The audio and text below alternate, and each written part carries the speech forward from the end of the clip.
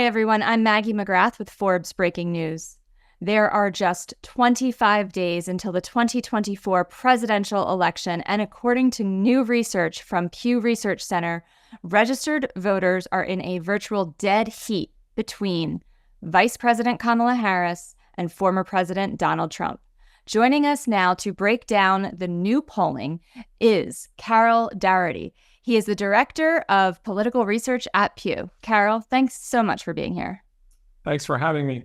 So I led with the virtual dead heat between former President Donald Trump and Vice President Kamala Harris. Can you break down the top line findings of this new polling, which Pew just released? Well, I think what's important here is that the race is close on almost every dimension. And by that, I mean the share of voters who say they're certain to vote for both Trump and Harris is nearly identical. The shares who say they're motivated to vote on each side is nearly identical. The shares saying they strongly support both candidates is very similar. It basically couldn't be closer at a national level. Now, our survey is national, and we all know that there's a lot of focus on the swing states, but from a national perspective, it's a very close race. I was going to say, did you break these findings down state by state? Or if you didn't, is there any conclusion that we can draw based on this virtual dead heat? The numbers say 48% say they would vote for Harris if the election were today. 47% would support Trump. So if that's how close it is on a national level, are there conclusions we can draw about how the Electoral College would break down according to this? Well, what we see in those states, it depends on the survey, and you can look at the polling averages. It's also very close across all of those states. So the national picture is somewhat reflected in those states. I mean, those are closely divided states like Pennsylvania, Michigan, Wisconsin, Georgia, and the national picture is very divided as well. And so, there's a small share of people who are telling us they're not quite certain, or they're supporting third-party candidates, or they may only lean to a candidate. These are people who are less engaged in politics. The total is probably, close to 1 in 5 voters who say there's some uncertainty about their voting. A lot of those people will end up voting for the candidate they prefer, already. Some of those people may not end up voting. But, this is the pool of voters who ultimately will probably decide the election. So when you say that the ones who say they're uncertain will ultimately vote for the one they prefer, are they then just lying about the fact that they're uncertain? Or do they? A story where some people were commenting on about uncertain voters saying they just like the attention that That's possibly in some cases, but I think part of what's going on with these uncertain voters is that they're just not as engaged in politics as the certain folks. I mean, they're just, they may, have been not focused on the election until relatively recently. They may not know a lot about the candidates. They're not politically engaged. We've been looking at people like this over the course of the campaign, and some of these people just don't don't like politics very much, and so they're not that interested. Now they'll get interested, some of them as in the closing weeks, and many of them will vote, but some of them won't, and that's a challenge too, figuring out who those voters are. You also looked at how certain voters are, or about how much they've thought about the candidates, and there's a figure here: 70% say they have thought a lot about it. 84% say it really matters who wins. Why poll for certainty, and what does that tell us? Well, we're very interested in how people feel about the candidates themselves. How closely do you align with each? These are questions to go after. Basically, how closely you align with your preferred candidate, and most, by and large, most voters who are at this stage of the election are either for Trump or against Trump and for Harris. I mean, this is the way it is at this stage of the election. But there are these people, and many of them are younger, again, less politically engaged, who are still a little bit on the fence, and it's very interesting looking at their attitudes. How do these attitudes of sure and unsure, certain, thinking a lot about the candidates, compare year over year? And I ask because, and maybe I'll tee you up with one statistic, there's a figure in this report that says 17% of U.S. citizens who thought a lot about the candidates in 2020 did not vote that year. So for the folks who are telling you, yeah, we're thinking a lot about it, they're registered voters, but is there a chance that a good number stay home? There's a chance that some number stays home. It's the 17% in the grand scheme of things is not all that great. Saying that you think a lot about the candidates, or that it really matters who wins, or that you're motivated to vote is strongly correlated with actual voting, but not totally correlated with actual voting. So some of those people do not, for whatever reasons, it may be convenience. Maybe they just couldn't make it to the polls. They do not end up going to the polls. And some of the less engaged people actually turn out. That's why it's such a challenge to estimate actually who is going to vote.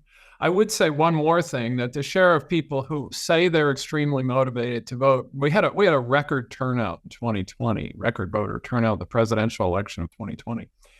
It's a little lower this year. It's about 7 or 8 points who say they're extremely motivated to vote than it was at this point in 2020. So it may not be such a high turnout election. It'll probably be in historic terms pretty high, but it may not be that absolute record that we saw in 2020. Interesting. From your data and from your polling, can you speculate or say why turnout might not surpass 2020's? It's hard to say, and again, that might shift over the last 3 weeks. But it's hard to say, whether the pandemic, focused people's minds a little bit more on the election, and perhaps the mail voting at that time was so popular that it was, people took advantage of that. It's hard to say, and it's not a big shift, but it is interesting, that it may not be such a super high turnout election as it was in 2020. I'm sure, nonetheless, that is concerning to both camps who are running for. Well, you don't see any particular advantage to either side with the turnout being lower. As I said, all the turnout kind of metrics are dead even. So the fact that it would be lower on both sides. That's a fair point. Yeah. I want to get into some of the demographic findings that the new Pew report has. And broadly, this polling shows that Trump is favored among older voters and male voters, while Harris is performing better among younger voters and women. As you look at the way the numbers broke down by demographics, was there anything that especially surprised you? I think what's surprising is how much this has gone back to a, quote, more normal pattern, as in 2020. Compared to where it was when Biden was still at the top of the ticket. I think what's happened now is that the groups that tend to lean Democratic, women tend to lean Democratic more than men. Now they say they're voting for Harris by 9 points, 52% to 43%. Younger people, they're very lukewarm in their support for Joe Biden. And now they're supporting Kamala Harris 57% to 34%. So these Democratic groups are kind of coming back to the Democratic candidate. But again, you still see a close race, because the Republican groups, men, white voters, older voters, are very strong for Donald Trump. And then continuing along through the report, there's another interesting section about voters who are voting for Trump in 2020 said that they were doing so primarily in support of him versus against another candidate. So when you get into voter motivations, I know it gets complicated, but what does your polling say about how people are feeling about the 2024 candidates? Are people feeling more that they're voting for Donald Trump and Kamala Harris versus just casting a ballot against the other political party? Well, it's very interesting because, as in 2020, and really as in 2016, the vast majority of Trump supporters say they're for him. I mean, there hasn't been as much positive motivation for the last couple of presidential candidates, Biden, Clinton in 2016 and Biden in 2020. You see a little more of that today than you saw in 2020. The Harris supporters are roughly divided. They say 52% of them say their vote they consider the vote against Trump, 46% or so for Harris. That's different than Biden in 2020. She has more positive support, Harris does, than Biden did in 2020, but it's still far lower than the share of Trump supporters who say they're, quote, for him, and that's 67% today. So Trump has always had this kind of strong allegiance from his base. Democrats, the last few elections at least, have been more motivated by negative views of the other side. How does that compare historically? Did you measure for this when former President Obama or former President Trump was running for office? It's an interesting point. Obama drew a great deal of positive support during his 2 runs for the White House among his supporters. And it was the Republicans at that time who were more likely to be saying that they were voting against him than for their own candidates. So it changes from election to election. It's not party specific. Is there anything you can conclude about the type of candidate that draws that type of engagement? Is it a charismatic figure, or is it a certain policy, or does your data not get into that? That's a really fascinating question because, I think if candidates could figure out the formula, they would probably replicate it. But a vote cast against a candidate counts just as much as one for, so it's not particularly indicative of any result necessarily. Biden had a lot of, quote, negative support in 2020, and he won the election. So, it's not a tell about who may win or lose, but it is interesting who has this bond with their supporters, and certainly Trump has a stronger bond today. As you look at the age breakdowns in your findings or the racial group findings, is there anything surprising here? I'm looking at 51% of Black voters say they're highly motivated. 44% of Asian voters say they're extremely motivated. Are there any broader conclusions you're drawing from those figures? Well, I think you've seen this for the past few elections where Black voters, Hispanic voters have not turned out at the same high rates as white voters necessarily. It's close, but not especially among Black voters. But I think you saw this in the Obama era, where Black voters actually the turnout actually exceeded that of white voters. So this is not new. This has been the case for the past few elections, and certainly young voters have been consistently less likely to cast ballots than older voters, and that's not a new pattern either. That's been the case since for the past 3 or 4 decades. And then finally, there's a section of this research that I think is important, and it's a little surprising of a topic. Typically we're talking about policy and voter sentiment, but this is voter feelings about political violence. Can you talk about why it was important for Pew to include questions about political violence as part of this survey? Well, I think it is an important topic. We've not only seen 2 assassination attempts against Donald Trump, but we've seen a lot of threats of violence against political candidates, and so it's become an issue, unfortunately. And 66% of the voters in our survey say, these kinds of threats are a major problem, and I don't think that's surprising given what's happened over the past few months, and it's a big concern for voters. Is there anything else, either in terms of the political violence, in terms of the candidate preference, or the certainty or uncertainty that this research shows that you think is important to raise today and to talk about? Well, I think what's interesting is that the campaign, we've shown other findings that show people are kind of exhausted by politics at this stage in the campaign. And you see this reflected in this data as well, where people find it too negative. That's certainly not new. The past few campaigns I've seen is too negative. One of the interesting things, though, is about 2/3 find it interesting. So I think that's a finding. It's not dull. No matter what you say about American politics today, relatively few people find it dull, even if they find it too negative and not policy focused enough. Relatively few say it's dull, which you can understand after the events of the last few months. It is not dull, and that brings me to, I almost forgot to ask about this. There was a question that was included in this poll, quote, will Harris and will Trump concede if they lose, respectively? Right. And nearly 3/4 of registered voters, 72%, say they believe Harris would accept the results of the election.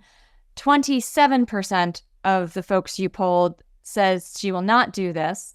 And 3/4 of the people you polled said that Trump will not accept the results of the election. Can you put these figures into context and how remarkable or unremarkable they are? Well, it's, this is following on an election, a 2020 election, where, as everyone knows, that Trump fought hard to overturn the results. And people don't think, what we try to do was craft this question very carefully to say, if the winner has enough votes, basically, if it's proven that they have enough votes in enough states to actually win the election, will the other candidate concede and accept the results? And most people, as you say Trump won't do this. Now, this is an overwhelming share of Harris supporters, but about 40 or 50% of Trump supporters said he will not accept the result.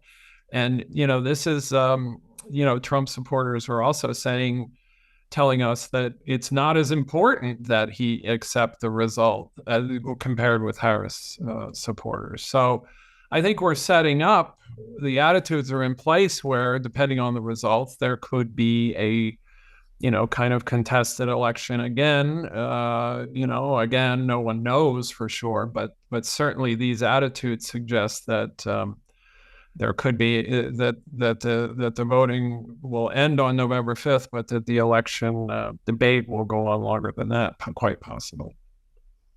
I was going to say, is there anything that those figures tell us about how people will vote or how they'll turn out? The fact that people are expecting one candidate to concede or another, is there any? No, I don't think it has impact on how they will vote. I do think it has an impact on how they see the post-election period. And I think increasingly Trump supporters are saying it's okay to contest the results. Now, how far the candidate should go in doing that, certainly I think a lot of people after the 2020 election felt that, when we conducted polling after the events of January 6th, the overwhelming share of voters were critical of the violence and how Donald Trump handled it. But, at this point, they're saying, no, it's not that important to acknowledge the results. I think there are questions still that Trump supporters have about the security and their confidence in accurate vote counts, and I think that's carried over from 2020. So I think what all this shows is that while the election may end November 5th, the debate and wrangling about it probably won't. So 25 days, but with an asterisk until the election. Right. Carroll Doherty, thank you so much for joining us and breaking down these polling findings. You will have to come back and join us if you do another one before the election. But in the meantime, thank you so much. We will do that. Thank you.